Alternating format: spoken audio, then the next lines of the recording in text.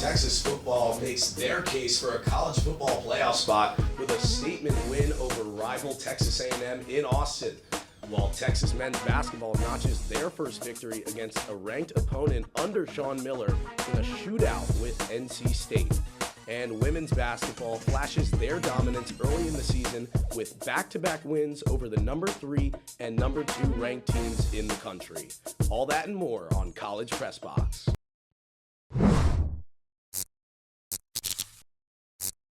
Good evening and welcome back to College Press Box. I am Dylan Becker, hosting with Nolan Clay tonight. Before we get started, we want to remind you that College Press Box is brought to you by Cap Metro, Austin's transit system. We connect you to work, school, play, and everywhere in between. Plan your ride to this weekend's game at capmetro.org. Well, it was a day of celebration in Austin this past Friday as the Longhorns handed the Texas A&M Aggies their first loss of the season, 27-17 in the final home game of the year. The Horns will now wait to see if this win was enough for the College Football Playoff Committee to push them into the bracket. For now, though, let's take one more look at Texas's storybook Lone Star Showdown victory. It was a whole lot of defense here early before Casey Concepcion got things going with this contested grab up the sideline to get this Aggies offense rolling.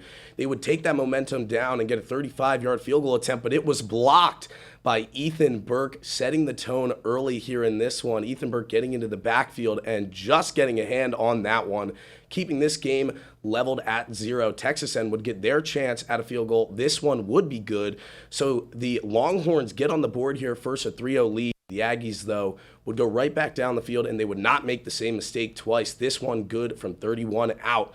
And we are knotted here at 3 early. And then after a forced punt, it's Casey Concepcion again, bouncing off 2 defenders here.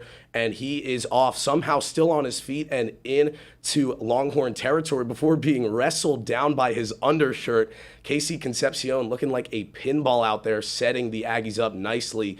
Now on a 4th down, critical play here. Reed fires over the middle, finds Mario Craver for a big first down there, keeping this Aggies drive rolling. And then just a few plays later, it's back to Concepcion with the end around. He makes a man miss, and he is in. Aggies find pay dirt first here. They get a 10-3 lead near the end of the first half. Nothing much doing for Texas the rest of the half, but early here in the second, they get a big play, a spark. Through the hole goes Trey Wisner, and he's got a lot of room to run. 48 yards rumbling down to the Aggie 30-yard line. A big play from Wisner here. Texas would capitalize with a 46-yarder from Shipley, and it is good. So down to just a 4-point deficit. Texas then would get another stop, and they're going to go right back to that hot hand. It's Trey Wisner for another first down. You were hearing his name a lot if you watched this one, over 100 yards on the ground. Just 2 plays later, it's Manning. He's going to take off and look to run. Instead, he goes way downfield. It's Wingo in the back of the end zone for a huge touchdown. An acrobatic grab from Ryan Wingo in the back of the end zone to give Texas back the lead here in the third quarter. And then after another stop, the Horns looking to add on to this lead. Manning finds Endries over the middle of the field, and it's an angry run, stiff-arming and rumbling his way inside the 5, down to the 2-yard line as the third quarter comes to the end. And then just 1 play later, it's a little misdirection. It's Nick Townsend untouched for 6. And the Longhorns are up 10 points. Texas, though, would commit a crucial face mask penalty on the ensuing defensive drive, setting the Aggies up, and it's the running back E.J. Smith doing the rest, punching this one in for 6, and just like that, it's only a 3-point game for the Aggies here. Texas thought they might have been able to coast, but they're going to have to add on here if they want to put this one away. Arch doing his best to help with that. Little shake and bake in the pocket. Finds Endries down the field. A big chunk play there into field goal range. And then on a crucial 3rd and 3, Arch putting the team on his back up the gut. 10-5 touchdown Longhorns. Cooper Manning is absolutely loving it, as are the rest of the Longhorn fans. Arch Manning puts the Longhorns back up 10. The Aggies gonna need something here if they want to keep this game alive. Reed firing over the middle, and it's picked. And who else but the 5th-year walk-on turned team captain Michael Taff to potentially put this one on ice in his final game at DKR. Aggies would get the ball back one more time, but it's really desperation hours here now for the Aggies. Reed looking at the sideline, and how about another? This time, it's Colby Black. The defense is absolutely loving it, and the celebration is on in Austin as the Texas Longhorns take down the rival Aggies 27-17 in the Lone Star Showdown. What a way it was to close out the season for the Longhorns. Our Kendell, Ungar, and Tyler Moss were on the scene at DKR to cover the game this past Friday. Let's take a look at their coverage. Well, TSTV Sports checking back in from DKR Stadium after the Longhorns defeated the number 3 unbeaten Aggies. Tyler, I know we said it in pregame. What can you say about this game? How are you feeling? Yeah, again, I'm not really surprised by the outcome here at all. I think, we both saw that a win was possible for Texas. A double-digit win was a little bit of a stretch maybe, but they got it done.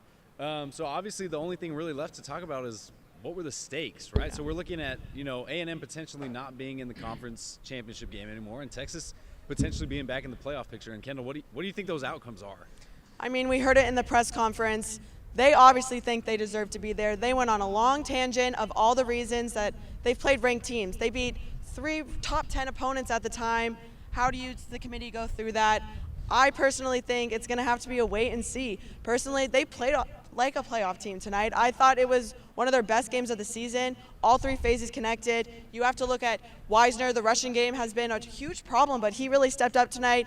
Tight end Jack Endries finally able to connect with Arch Manning. I don't know. I feel like they're kind of finding their groove at the right time, and I think the committee has something to look for. Yeah, I think the committee has something to look for as well. I think there's a lot of decision-making still to go into it.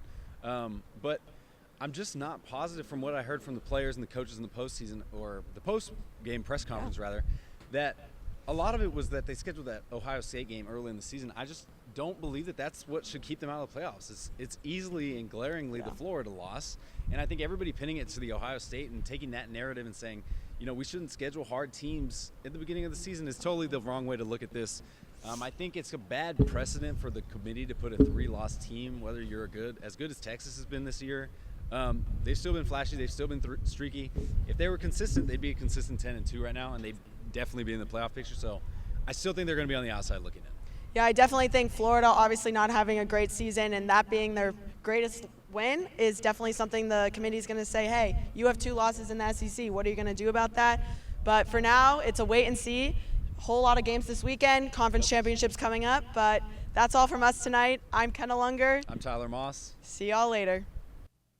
Outstanding coverage, Kendell and Tyler.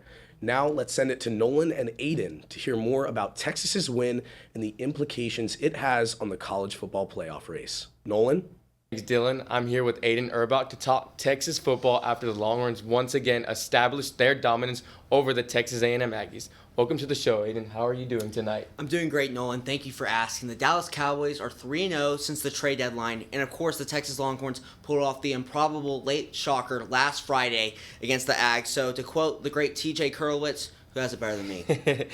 Great to hear, Aidan, and let's get started. So that improbable finish the Texas Longhorns displayed last Friday against the number 3 Texas A&M Aggies, marking the Horns' 78th all-time win in program history. So, Aidan, what did Texas do so well to pull off this upset against a team that head coach Mike Elko dubbed the best flagship school in Texas? Well, Nolan, there were several key takeaways that, quote, the best flagship school in Texas couldn't stop. And that was UT's pass defense and the Horns' explosive run game on offense. Coming into this thrilling showdown, the Aggies had a top 25 passing offense in the nation, meaning this team was predicated on throwing the ball well. UT, on the other hand, came in with the 108th best team in passing yards allowed, which is a terrible, as the best way to put it. However, you would not think that it would be fundamentally possible possible, as the Horns did a great job of neutralizing the pocket and the Aggies' passing attack. To put this into perspective, A&M QB Marcel Reed, who was a key Heisman candidate, had one of the worst performances all year, with the Horns led by sophomore pass rusher Colin Simmons and grad safety Michael Taft holding the QB from the Music City to a lousy 65% QBR percentage and 0 passing touchdowns. Not to mention 2 late critical key interceptions on promising drives. Nolan, this was a great victory win for the Horns defense, given that they gave up 30-plus points in each of the last 4 games, 2 of them coming from top 25 opponents. So all of this without one of the nation's top linebackers, Anthony Hill, brings more tears to defensive coordinator Pete Kwiatkowski's eyes. Another thing, Nolan, that brought a lot of tears to many UT faithfuls' eyes was Quintravion Weiser's 150-yard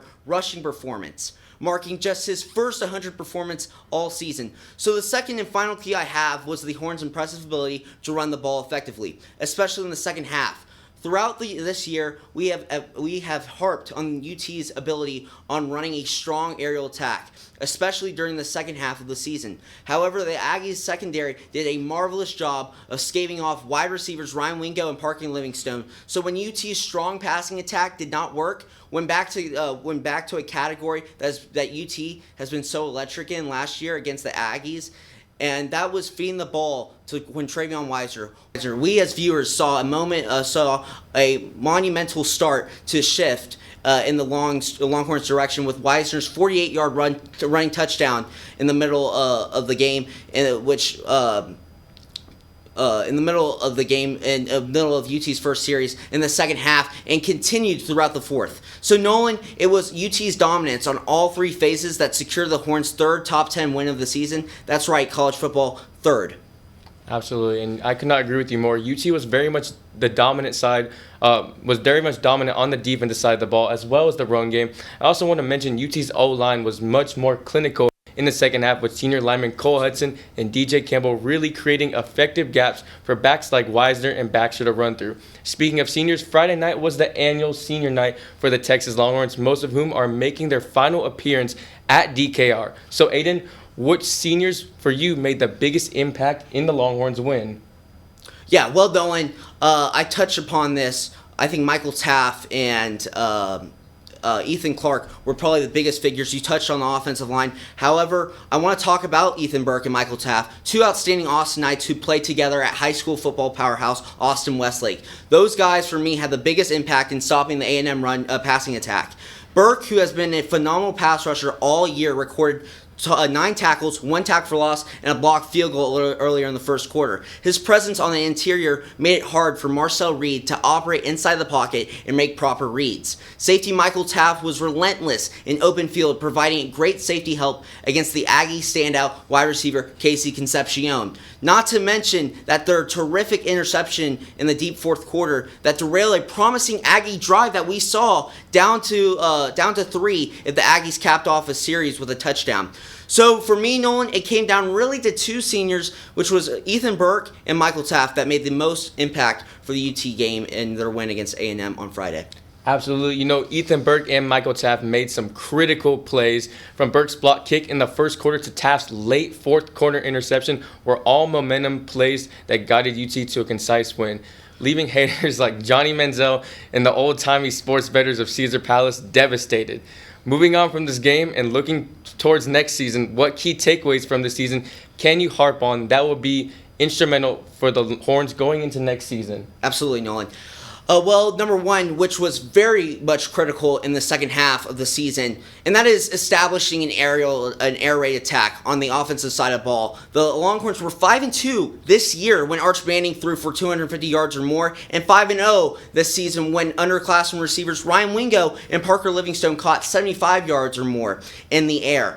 Playing in a system built on trick plays and RPOs are the sole reasons why UT were so good with Quinn Ewers all last season. So if I'm Coach Sark, I want to cultivate a system to the one similar to that of Texas Tech, with whom an air raid offense is top 10 in the nation. Number 2, continue to dominate offensively near the line of scrimmage. Texas at one point had the best run defense in all of college football, but fell off a little bit late in the season. So again, Texas plays in a conference where effective running is critical to a well-balanced team. So stopping the run is pivotal. The good news for the Horns is that some of the best run stoppers, like Colin Simmons, like Ty Anthony Smith, and Brad Spence, are all coming back to the 40 next year. Which, in that case, so if UT wants to have a even better season next year, they have to continue to dominate the interior like they did earlier in the season. The last key to note is that Texas has to play with more physicality and a little bit more of an edge against perennial SEC competition. The Longhorns are expected to face even stiffer competition than they did this year, with the Horns expected to play against new formidable opponents like LSU, Tennessee, Ole Miss, and including another date with the Buckeyes in early September. Currently, Steve Sarkisian's crew is awful when facing stellar teams with a stellar coach, including being 0-5 against Kirby Smart's Georgia Bulldogs. So playing more relaxed, complementary style football is something that Sark needs to prioritize next season. In essence, if UT Nolan can continue to build off aerial attacks, dominate run defenses, and play with more physicality and a chip on their shoulder, UT will be a tough team to beat next season. Absolutely. Thanks again, Aidan, for joining us. Let's send it back to Dylan at the desk. Solid work, Aidan and Nolan. When College Press Box returns, we'll take a look into Texas men's basketball's up and down performance at the Maui Invitational. Keep it here on College Press Box.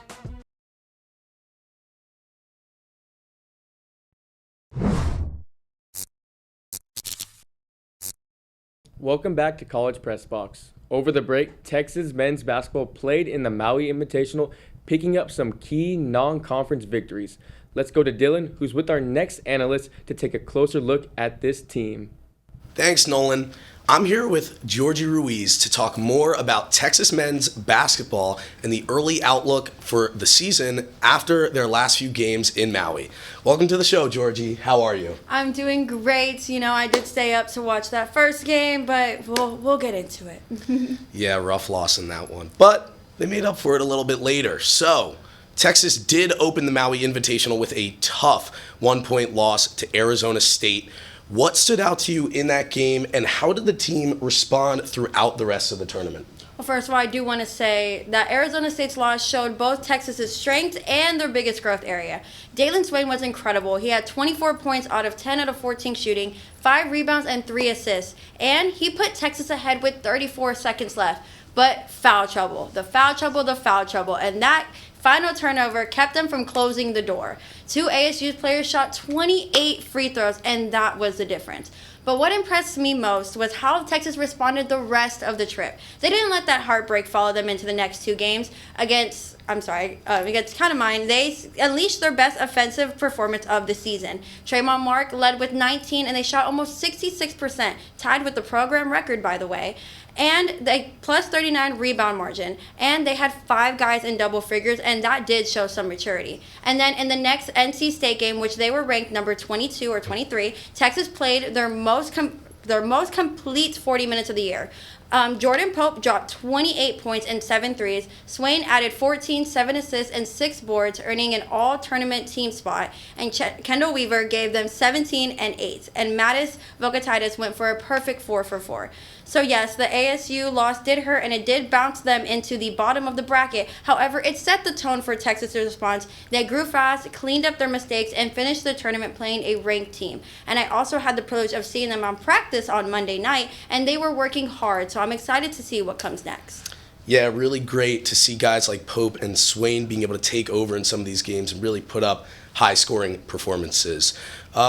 Moving forward, the Longhorns have a 5-game stretch before conference play, starting with Virginia and eventually leading to a huge matchup against number 5 UConn and Dan Hurley. How is Sean Miller approaching this stretch, and what's his plan to keep this team focused? You know, I asked him that exact question this morning at the presser. Sean Miller's plan is all about that daily focus and not looking ahead. He said in the presser that in college basketball, you have to take it one day at a time, and who you are every day shows up.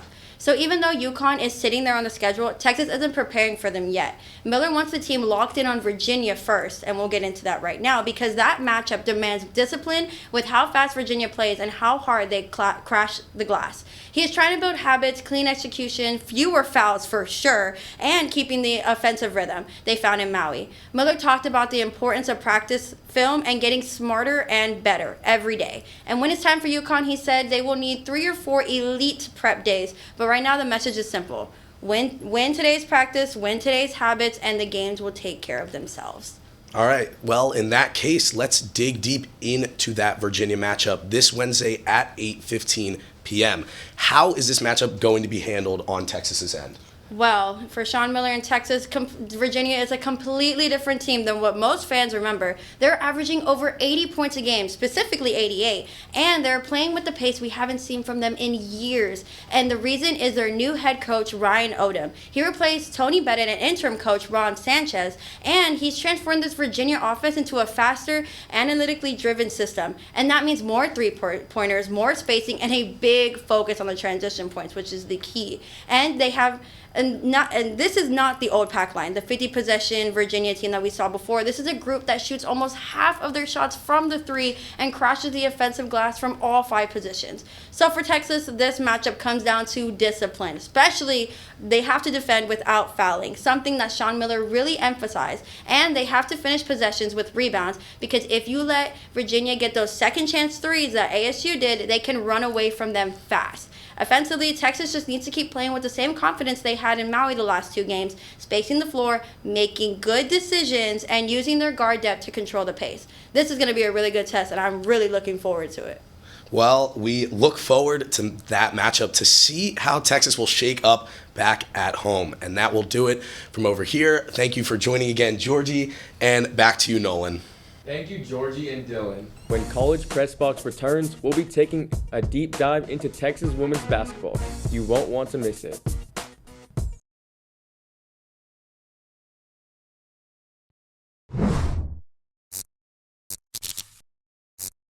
Welcome back to College Press Box. Texas women's basketball put on an absolute clinic this past week, taking down number 3 UCLA and number 2 South Carolina on back-to-back nights en route to a Players Era championship. Let's go now to Nolan, who's with Raymond Gorvie, to talk more about the team's early season dominance. Thanks, Dylan. I'm here with Raymond Gorvie to take a deep dive into the terrific week for Texas women's basketball. How's it going, Raymond? It's going good. Good ready to talk about some women's basketball. Awesome. So let's get started. So, Ray, Texas is off to an undefeated start to the season with recent wins over number 3 UCLA and number 2 South Carolina. In your opinion, what has been the key for the team's great start to the season? Well, Texas this past offseason reloaded with size and outside shooting with the additions of Bria Cunningham and Taya Sidbury, and also the talented addition with the talented freshman Leah Crump.